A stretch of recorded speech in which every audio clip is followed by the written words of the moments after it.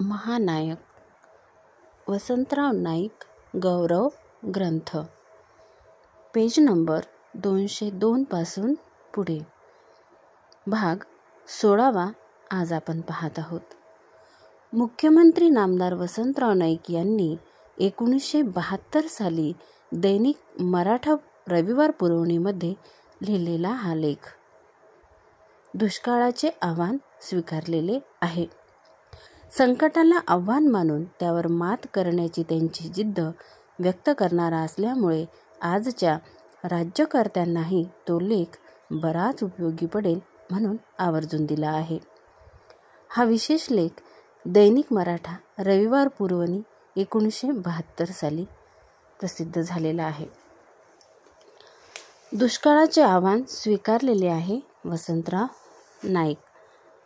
वास्तविक प्रत्येक आव्हान हे व्यक्तीचे कर्तृत्व सिद्ध करण्याची एक नामी संधी असते. कठीण परिस्थितीत व संकट समयी तर त्याची खरी कसोटी लागते. महाराष्ट्र राज्यातील जनता या कसोटीस केवळ उतरेल एवढेच नाही तर आपला पिंड किती भक्कम व अभेद्य आहे याची प्रचिती आणून देईल.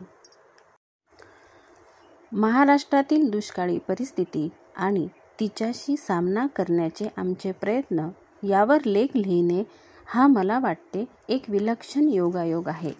आणि मी असे म्हणतो याला संयुक्तिक असे कारणही आहे. पंतप्रधानाच्या महाराष्ट्र भेटीनंतर लगेचच हा लेख मी लिहित आहे. पंतप्रधानांची प्रकृती ठीक नसतानाही त्यांनी केलेला हा दौरा धावपळीचा किंबहुना झंझावाती असाच झाला. भीषण दुष्काळी परिस्थिती असलेल्या 9 जिल्ह्यापैकी 5 जिल्ह्यांना त्यांनी भेट दिली. वेगवेगळ्या 8 प्रकारच्या दुष्काळी कामाच्या केंद्रांची पाहणी केली. निसर्ग कोपाला बळी पडलेल्यांना भेटून प्रत्येक ठिकाणी त्यांनी दिलासा दिला. निसर्गाचा हा निर्घृण खेळ पुन्हा पुन्हा चालू असून महाराष्ट्रातील कित्येक जिल्ह्यांना तो नवीन नाही, परंतु पंतप्रधानांनी यासंबंधी जी सहानुभूती आणि आस्था व्यक्त केली आहे त्यामुळे जनमनाला विश्वास आणि दिलासा मिळाला आहे. आपल्या ह्या आपत्तीच्या काळात आपण एकाकी नाही तर देशातील सर्व जनता, सर्व शासकीय यंत्रणाही आपल्या पाठीशी आहे याचा प्रत्यय आल्याने त्यांचे नीतिधैर्य वाढले आहे. म्हणून या दौऱ्यातील ठिकठिकाणच्या प्रचंड सभामधून देशातील जनतेची सहानुभूती आणि शासनाचे ठाम पाठबळ दुष्काळग्रस्तांच्या मागे आहे हे सांगण्यासाठीच मी महाराष्ट्रात आलेली आहे असे पंतप्रधानांनी जाहीर करताच टाळ्यांचा प्रचंड कडकडाट झाला. यात आश्चर्य नाही. विस्तृत आणि गंभीर पेज नंबर 204. आज राज्यातील 5 कोटीपेक्षा 2 कोटी लोक दुष्काळाने पीडित असून ते त्यांच्याशी निर्धाराने व निकराने झुंज देत आहेत. हे एक अभूतपूर्व चित्र आहे, कारण लागोपाठ 3ऱ्या वर्षी याच भागाला दुष्काळाने ग्रासले आहे. राज्याच्या एवढ्या मोठ्या प्रदेशावर सतत 3 वर्षे याच भागात दुष्काळाचे सावट यापूर्वी कधीच ओढावले नव्हते.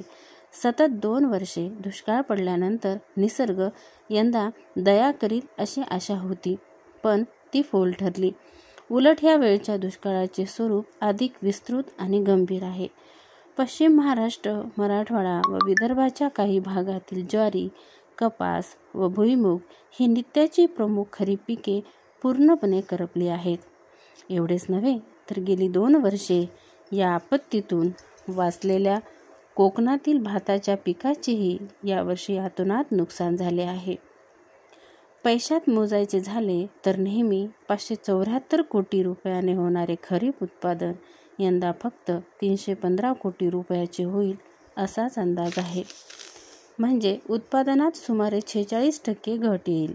आता यानंतर पाऊस पडण्याची आशा नसल्याने रब्बी पिकांचे भवितव्यही काळवंडले आहे. विस्तृत क्षेत्रावर पसरलेल्या या आपत्तीचे गांभीर्य केवळ आर्थिक नुकसानीवरून लक्षात येणार नाही, त्यासाठी टंचाईग्रस्त गावाची थोडी कल्पना असणे आवश्यक आहे. राज्यातील 30,326 खरीप गावापैकी 5,000 396 गावातील आणेवारी 4 ते 6 आण्याच्या दरम्यान आहे. इतर 19,411 गावातील आणेवारी 4 आण्याहूनही कमी आहे. पाण्याच्या व गुरांच्या चाऱ्याच्या टंचाईमुळे शेतीच्या कामांना पूर्णविराम मिळाला आहे. या भागातील 2 कोटी जनता तर केवळ जीवन-मरणाच्या संघर्षातच सापडली आहे. लोकांची जिद्द हे राज्याचे वरदान.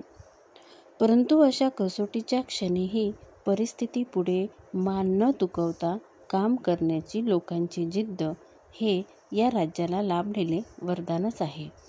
निसर्गाने दिलेले हे आव्हान त्यांनी आपल्या पराक्रमी परंपरेला साजेशा झुंजार वृत्तीने स्वीकारलेला आहे.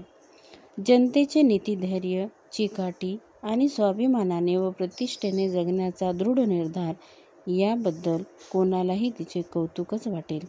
शासनाच्या भगीरथ प्रयत्नांमध्ये हा जनतेचा वाटा खरोखरच फार मोलाचा आहे.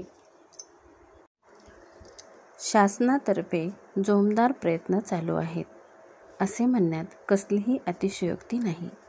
ते केवळ वस्तुस्थितीचे वर्णन आहे. कोणाच्याही दैवेवर जगण्याची इच्छा नसलेल्या आपातग्रस्ताच्या निर्धाराची शासनाच्या प्रयत्नांची जोड नसती तर फार वेगळे चित्र दिसले असते.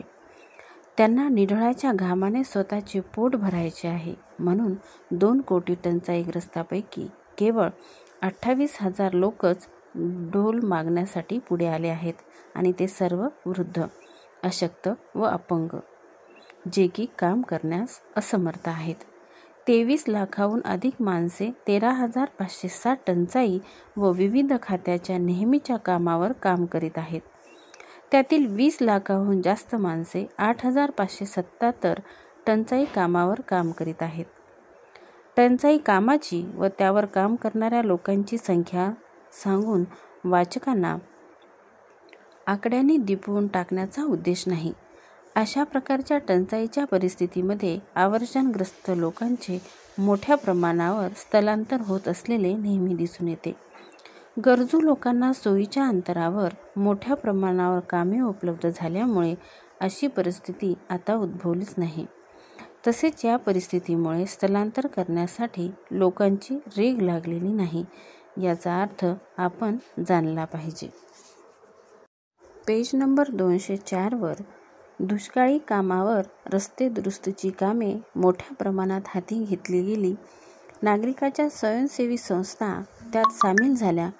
पुणे जिल्ह्यात हडपसरजवळ शेवाळवाडी या गावातील रस्ता दुरुस्तीचे काम स्वयंसेवी संस्थांनी हाती घेतले. त्याचे इथे छायाचित्र आहे. या छायाचित्रामध्ये ह्या स्वयंसेवी संस्थेची लोक काम करताना दिसत आहेत रस्त्यावर आणि बैलगाडीचा सुद्धा त्यांनी वापर केलेला आहे ते सुद्धा इथे दिसत आहे. उत्पादक कामे पेज नंबर 205. नामदार वसंतराव नाईक यांनी केलेल्या आवाहनामुळे दुष्काळाचे आव्हान स्वीकारून अनेक गावकऱ्यांनी गावतळी खोदण्याचे काम सुरू केले. त्यात स्वयंस्फूर्तीने विद्यार्थी सहभागी झाले. बार्शी तालुक्यातील एका गावात गावतळ्याला गाळ उपसण्याच्या कामात विद्यार्थ्यांनी पुढाकार घेतल्याचे हे आगळेवेगळे छायाचित्र. गावकऱ्यांनी गावतळी खोदणे, गावतळ्यातला गाळ काढणे यासाठी विद्यार्थ्यांनी सुद्धा सहभाग नोंदवला आहे. विद्यार्थ्यांचा सुद्धा पुढाकार आहे. हे छायाचित्र खूप काही सांगून जाते. हाती घेण्यात आलेली सर्व कामे उत्पादक स्वरूपाची आहेत. एवढेच नव्हे तर भावी टंचाईपासून संरक्षण व्हावे असाही त्यात उद्देश आहे. याच उद्दिष्टाने भूसंधारण, पाझर तलाव आणि सामुदायिक विहिरी अशासारखी कामे आवर्षणग्रस्त लोकांना काम पुरवण्यासाठी हाती घेण्यात आली आहेत. ग्रामीण भागाच्या विकासाचे मार्ग खुले करण्यासाठी रस्त्याची अत्यंत जरुरी आहे. मोठ्या प्रमाणावरील खेडी केंद्राबाबत होणाऱ्या टीकेची मला जाणीव आहे. प्रारंभी ही कामे लोकांना काम पुरवणे आवश्यक होते म्हणून जरी हाती घेण्यात आली असली तरी पंतप्रधानांनी महाराष्ट्र राज्यातील 4 रेल्वे प्रकल्पांना नुकतीच मान्यता दिल्यामुळे ह्या कामास देखील उत्पादक कामाचे स्वरूप आले आहे. यामुळे महाराष्ट्र राज्य आता आवश्यक तेवढी योग्य त्या दरात खडी पुरवू शकेल. लोकांना जागविण्यासाठी कामे सुरू करण्यात आली. हे जरी खरे असले तरी आता त्यांची गरज काम करण्यासाठी बळ टिकवण्याची आहे. टंचाई वेतनाच्या स्वरूपात त्यांना मिळणारे उत्पन्न हे त्यांच्या कामाच्या प्रमाणात ठरवून दिलेल्या दराप्रमाणेच त्यांना मिळेल. सतत येणाऱ्या 3 आवर्षणामुळे लोक निरुत्साही व दुबळे बनले असून त्यापैकी पुष्कळांना जे मिळते ते त्यांना पुरे पडत नाही हे सत्य नाकारण्यात अर्थ नाही. यास्तव त्यांना थोडी ताकद वाढविणारा सकस आहार पुरवण्यास मदत केली पाहिजे. याकरिता शासनाने त्यांना प्रथिनयुक्त सुकडी आहाराची पाकिटे पुरवण्यास सुरुवात केली आहे. सुकडी वाटपासाठी केंद्रीय मदत अद्याप मंजूर व्हायला हवी असली तरी पंतप्रधानांनी नुकत्याच दिलेल्या भेटीत सुकडी वाटण्याच्या कार्यक्रमाचे उद्घाटन करण्यात आले आणि राज्य सरकारने त्यांचे वितरण करण्यासही सुरुवात केली आहे. चिंतेची बाब. पाण्याच्या व चाऱ्याच्या टंचाईमुळे सर्वांनाच चिंता वाटत आहे. नद्या व नाल्यांचे पाणी अडवून ते साठवण्यासाठी आम्ही प्रयत्नांची पराकाष्ठा करीत आहोत. गेल्या काही महिन्यामध्ये शेकडो लहान बंधारे घालण्यात आले आहेत. त्याबरोबर विहिरी बांधण्याचा एक व्यापक कार्यक्रमही आम्ही हाती घेतला आहे. भूजल सर्वेक्षण आणि विकास यंत्रणेने विहिरींना पाणी लागू शकेल अशा 2.63 लाख जागा निश्चित केल्या आहेत. सध्याच्या टंचाईवर मात करण्यासाठी हा एक फार मोठा आधार आहे. खेड्यामध्ये जवळजवळ काम उपलब्ध होणार असून येत्या काही महिन्यामध्ये लाखो लोकांना रोजगार देण्याची सोय होणार असल्यामुळे भविष्य काळात ओलिताची क्षमता निर्माण होत असल्यामुळे या सर्व कामावर आम्ही लक्ष केंद्रित केले आहे. पाझर तलावाचे काम हे सुद्धा ह्याच स्वरूपाचे काम असून 2 खेड्याकरिता एक पाझर तलाव करण्याची आमची योजना आहे. या बाबतीत रस्त्याच्या रोलरच्या तुडवण्याचा प्रश्न आम्हाला त्रस्त करीत होता, पण सुदैवाने ब्रिटिश राजवटीतील इंजिनियर सर ऑर्थर हिल यांचा अहवाल हा एक वरदानच ठरला आहे. 1890 साली केलेल्या अहवालात सर ऑर्थर हिल यांनी तलावाची माती दाबून बसविण्यासाठी भरलेल्या बैलगाड्यांचा वापर करावा अशी शिफारस केली होती. सध्याच्या टंचाईच्या परिस्थितीत त्यामुळे जनावरांनाही काम मिळेल आणि त्यांच्या मालकांनाही गुजराण करता येईल. भविष्यकाळात टंचाईपासून संरक्षण व्हावे या अंतिम दृष्टीनेच अशी कामे हाती घेण्यात आली आहेत. टंचाई कामाची व त्यावर काम करणाऱ्या लोकांची संख्या सांगून वाचकांना आकड्यांनी दिपवून टाकण्याचा उद्देश नाही. अशा प्रकारच्या टंचाईच्या परिस्थितीमध्ये आवर्षणग्रस्त लोकांचे मोठ्या प्रमाणात स्थलांतर होत असलेले नेहमी दिसून येते. गरजू लोकांना सोयीच्या अंतरावर मोठ्या प्रमाणावर कामे उपलब्ध झाल्यामुळे अशी परिस्थिती आता उद्भवली नाही. तसेच या परिस्थितीमुळे स्थलांतर करण्यासाठी लोकांची रीगही लागलेली नाही याचा अर्थ आपण जाणला पाहिजे. उत्पादक कामे. हाती घेण्यात आलेली सर्व कामे उत्पादक स्वरूपाची आहेत. एवढेच नव्हे तर भावी टंचाईपासून संरक्षण व्हावे असाही त्याचा उद्देश आहे. याच उद्दिष्टाने भूसंधारण, पाझर तलाव आणि सामुदायिक विहिरी अशासारखी कामे आवर्षणग्रस्त लोकांना काम पुरवण्यासाठी हाती घेण्यात आली आहेत. ग्रामीण भागाच्या विकासाचे मार्ग खुले करण्यासाठी रस्त्याची अत्यंत जरुरी आहे. मोठ्या प्रमाणावरील खडी केंद्राबाबत होणाऱ्या टीकेची मला जाणीव आहे. प्रारंभी ही कामे लोकांना काम पुरवणे आवश्यक होते म्हणून जरी हाती घेण्यात आली असली तरी पंतप्रधानांनी महाराष्ट्र राज्यातील 4 रेल्वे प्रकल्पांना नुकतीच मान्यता दिल्यामुळे ह्या कामास देखील उत्पादक कामाचे स्वरूप आले आहे. त्यामुळे महाराष्ट्र राज्य आता आवश्यक तेवढी योग्य त्या दरात खडी पुरवू शकेल. लोकांना जागविण्यासाठी कामे सुरू करण्यात आली हे जरी खरे असले तरी आता त्यांची गरज काम करण्यासाठी बळ टिकवण्याची आहे. टंचाई वेतनाच्या स्वरूपात त्यांना मिळणारे उत्पन्न हे त्यांच्या कामाच्या प्रमाणात ठरवून दिलेल्या दराप्रमाणेच त्यांना मिळेल. सतत येणाऱ्या 3 आवर्षणामुळे लोक निरुत्साही व दुबळे बनले असून त्यापैकी पुष्कळांना जे मिळते ते त्यांना पुरे पडत नाही हे सत्य नाकारण्यात अर्थ नाही. यास्तव त्यांना थोडी ताकद वाढविणारा सकस आहार पुरवण्यास मदत केली पाहिजे. याकरिता शासनाने त्यांना प्रथिनयुक्त सुकडी आहाराची पाकिटे पुरवण्यास सुरुवात केली आहे. सुकडी वाटपासाठी केंद्रीय मदत अद्याप मंजूर व्हायची असली तरी पंतप्रधानांनी नुकत्याच दिलेल्या भेटीत सुकडी वाटपाच्या कार्यक्रमाचे उद्घाटन केले आहे आणि राज्य सरकारने त्याचे वितरणही करण्यासही सुरुवात केली आहे. चिंतेची बाब, पाण्याच्या व चाऱ्याच्या टंचाईमुळे सर्वांना चिंता वाटत आहे. नद्या व नाल्याचे पाणी अडवून ते साठविण्यासाठी आम्ही प्रयत्नांची पराकाष्ठा करीत आहोत. गेल्या काही महिन्यामध्ये शेकडो लहान बंधारे घालण्यात आले आहेत. याबरोबर विहिरी बांधण्याचा एक व्यापक कार्यक्रमही आम्ही हाती घेतला आहे. भूजल सर्वेक्षण आणि विकास यंत्रणेने विहिरींना पाणी लागू शकेल अशा 2.63 लाख जागा निश्चित केल्या आहेत. सध्याच्या टंचाईवर मात करण्यासाठी हा फार मोठा एक आधार आहे. खेड्यामध्ये जवळजवळ काम उपलब्ध होणार असून येत्या काही महिन्यामध्ये लाखो लोकांना रोजगार देण्याची सोय होणार असल्यामुळे व भविष्य काळात ओलिताची क्षमता निर्माण होत असल्यामुळे या सर्व कामावर आम्ही लक्ष केंद्रित केले आहे. पाझर तलावाचे काम हे सुद्धा ह्या स्वरूपाचे काम असून 2 खेड्याकरिता एक पाझर तलाव करण्याची आमची योजना आहे. या बाबतीत रस्त्याच्या रोलरच्या तुटवड्याचा प्रश्न आम्हाला त्रस्त करीत होता, पण सुदैवाने ब्रिटिश राजवटीतील इंजिनियर सर ऑर्थर हिल यांचा हा अहवाल एक वरदानच ठरला आहे. 1890 साली केलेल्या अहवालात सर ऑर्थर हिल यांनी तलावाची माती दाबून बसवण्यासाठी भरलेल्या बैलगाड्यांचा वापर करावा अशी शिफारस केली होती.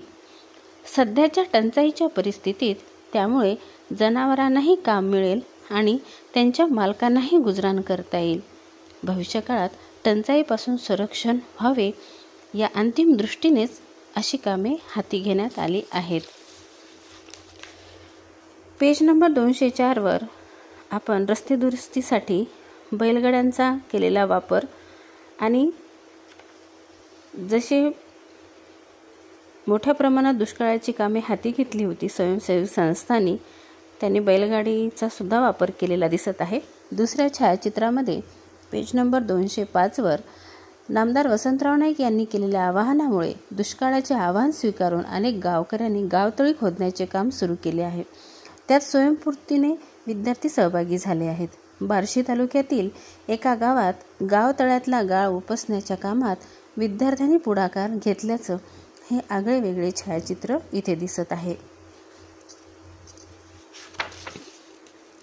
गुरांसाठी चारा. गरीब बिचाऱ्या मुक्या जनावरांवर पडणारा टंचाईचा हा ताण त्यांना असह्य होत असून येत्या काही महिन्यानंतर त्यांची परिस्थिती अधिकच बिकट होणार आहे. गुरांसाठी कित्येक ठिकाणी आम्ही छावण्या उघडलेल्या आहेत. चारा उपलब्ध असलेल्या जिल्ह्यातील लोकांनी अडचणीत असलेल्या सहाय्य देऊ केले आहे. ही फार मोठी धीर देणारी गोष्ट आहे, हे लक्षात असू द्या. राज्यातील सहकारी साखर कारखाने तसेच कृषी विद्यापीठे यांनीही आपले सहकार्य देऊ केले आहे. त्यांची मोल करता येणार नाही. या सर्व उपाययोजनांसाठी प्रचंड खर्च करावा लागणार आहे. आम्ही आधीच यावर 40 कोटी रुपये खर्च केले असून मार्च अखेरपर्यंत 110 कोटी रुपये खर्च करायचे आहेत. यासाठी पैशाची तरतूद करता यावी म्हणून शासनाने सर्व क्षेत्रात काटकसरीचे उपाय योजले आहेत. केंद्र सरकारने याबाबतीत पराकाष्ठेची आस्था दाखवली आहे. ही आपल्या सर्वांचा उत्साह द्विगुणित करणारी गोष्ट आहे. आतापर्यंत तज्ज्ञाच्या 7 पथकांनी टंचाईग्रस्त भागांना भेटी दिल्या आहेत. टंचाईग्रस्त जनतेच्या त्यांनी भेटी घेतल्या, चालू असलेली कामे पाहिली आणि तपशीलवार चर्चा केली. सदर टंचाईची कामे अतिशय कार्यक्षमरित्या चालली असल्याची शिफारसही या पथकाने केली आहे. हे सांगण्यास मला फार आनंद वाटतो. सतत 3 वर्ष कामाचे डोंगर शिरावर वाहणाऱ्या अधिकाऱ्यांचा आणि शासकीय नोकरांचा हा खरोखरच गौरव मानावा लागेल. केंद्रीय पथकांनी केलेल्या त्यांच्या या कामाच्या आणि या गौरवापेक्षा आणखी कोणत्या श्रेष्ठ बक्षिसाची अपेक्षा त्यांना असणार. सहकारी साखर कारखान्यांनी गुरांच्या छावण्या सुरू करण्याची कल्पना नामदार वसंतराव नाईक यांनी साखर संघात मांडली. ती कल्पना वसंतदादा पाटील यांनी उचलून धरली. त्यासाठी 4 कोटी रुपयांचा निधी सहकारी साखर कारखान्यांनी उभारला आणि दुष्काळी जिल्ह्यामध्ये जनावरांच्या छावण्या उभारण्यात आल्या. 8 जानेवारी 1972 रोजी सांगली जिल्ह्यात वसंतदादा पाटील यांच्या हस्ते या छावण्यातील जनावरांना चारा पुरवण्याचा कार्यक्रमाला सुरुवात झाली. महाराष्ट्राचे पशुधन वाचवण्यासाठी नामदार वसंतराव नाईक यांनी फार परिश्रम घेतले. आज इथपर्यंत. त्यानंतर भाग 17व्यामध्ये आपण या भीषण दुष्काळामध्ये जनतेचा प्रतिसाद कसा लाभला, सामुदायिक कोणते प्रयत्न केले गेले आणि 1 डिसेंबर 1972 पासून रोजगार हमीवर स्त्री पुरुषांना समान मजुरी मिळाली.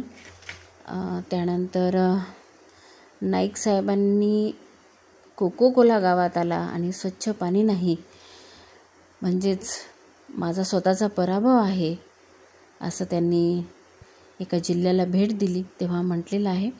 तो भाग पण आपण पुढच्या व्हिडिओमध्ये ऐकूया. आणि महत्त्वाचा भाग आहे पुढच्या व्हिडिओमध्ये की दुष्काळ निवारणासाठी देणग्या. मार्च 1972 साली ज्या लोकांनी या दुष्काळग्रस्त भागात बऱ्याच लोकांनी देणग्या दिल्या आणि त्यानिमित्ताने त्यांनी किती देणग्या दिल्या आणि ते कोणते लोक होते, कोणते ट्रस्ट होते, कोणत्या कंपन्या होत्या, आपण सर्वांची नावं त्यानिमित्ताने मी आपणास सांगणार आहे. तर नक्कीच माझा पुढचा व्हिडिओ आपण ऐकावा. तर मग चला पुढच्या 17व्या नंबरच्या व्हिडिओमध्ये आपण परत अशीच साथ मला देत राहा जेणेकरून महानायक या वसंतराव नाईक गौरव ग्रंथाचा भाग मी आपणासमोर मांडत आहे. त्यांचा वसंतराव नाईकांचा गौरव म्हणून एक खारीचा वाटा मी उचलत आहे आणि आपण पण मला प्रतिसाद देत आहात त्याबद्दल आपल्या सर्वांचे धन्यवाद.